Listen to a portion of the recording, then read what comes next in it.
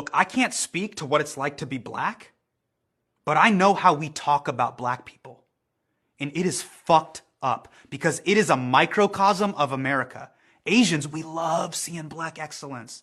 Barack, Michelle, Jay, Beyonce, give me the Travis Scott 4s. We spent the last 5 weeks praying at the altar of Michael Jordan. How could we be afraid?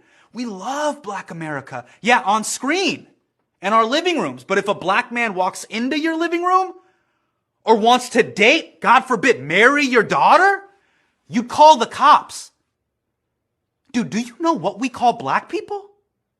We call them kala. It means black, not in a good way. If someone in your family is dark-skinned, we clown them.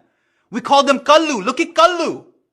Our Bollywood stars do skin whitening commercials so we don't look black. Thank you, Britain.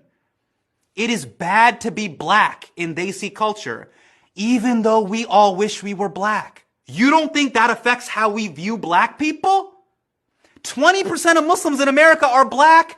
We don't even like praying at the same mosques. If they show up at the masjid, we're like, yo, is Farrakhan here? That is the great hypocrisy. We love seeing how high a black person can ascend in America, but we have done nothing to raise the floor. That is what these protests are about. And the worst part is, we're in this country because of protest, because of the civil rights movement. The only reason so many of us are here is because of the Immigration Act of 65. That law rode the wave of the Civil Rights Act of 64. Think of the chess moves.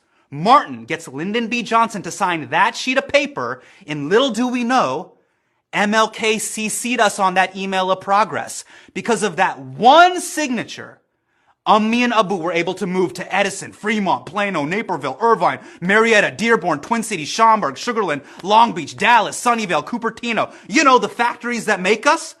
Also that you could eat fucking Bandhu Khan instead of being in Karachi. But hey, it's not our fight, right? This is a black-white issue. America's story didn't start when we got here. When you became an American citizen, you don't just get to own the country's excellence. You have to own its failures. That is the deal. That's why I can't get this photo out of my head. Because it's cropped wrong. Zoom out. Who's in this photo? The officer who's blocking people off, he's Hmong American. He's my age. He's 34. The guy who owns the store, did you know this? He's Arab American. His clerk called the cops on Floyd. That is America. A black man was murdered in cold blood and we were on the fucking sidelines watching. I'm not saying we were the ones who killed George Floyd, but we have to be the ones who pull that cop off his neck. We think we're not a part of the story, but we're at the scene of the crime. That's why the full picture matters. This doesn't happen in a vacuum. It happens in a system. Fine, Hassan, what do you want us to do? How do you want us to support Black America? I did the little black Instagram square. I had the tough conversation with my family. Fuck that. This fake woke shit we do on IG dies in a week. We can't just knock out racism. We have to help win this thing on the cards. We have to donate our money and time to black organizations, to all the doctors. Offer free healthcare to protesters, tech people. Help black businesses get online. You work in IT, set up a router. You pass the bar? Good. Ami and Abu are proud. Work pro bono for protesters. Pfizer doesn't need any more billables.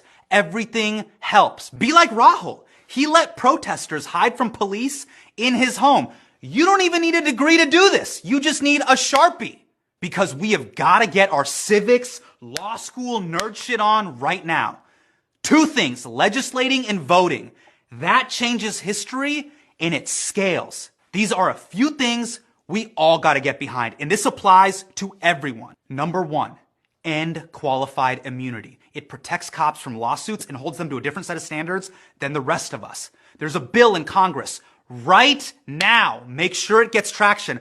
Harass your member of Congress. Call the landline. If you can make bots for a Jordan drop, make bots that will call your member of Congress. Next, demilitarize the police. We saw this 2 months ago. Doctors are waddling around in garbage bags, but now our cops are LARPing like Master Chief in Halo? No. 3, this is very important. Vote out corrupt local officials, because this buddy-buddy bullshit between prosecutors, DAs, and the cops is the reason that police officers never serve time. You have to Google when the election is, vote locally, and get new officials into the system. That's on all of us. Number 4, this isn't for everyone. This is for Keith Ellison. Keith, I know you are watching. You are the Attorney General in Minnesota, and you have this case now. Come on, man. How many Muslim fundraisers have you and I gone to where we pray for the community? We gotta make dua. We cannot just make dua. You need to charge and prosecute all 4 officers as hard as you possibly can. They have got to go to prison. We can't let this moment slip away.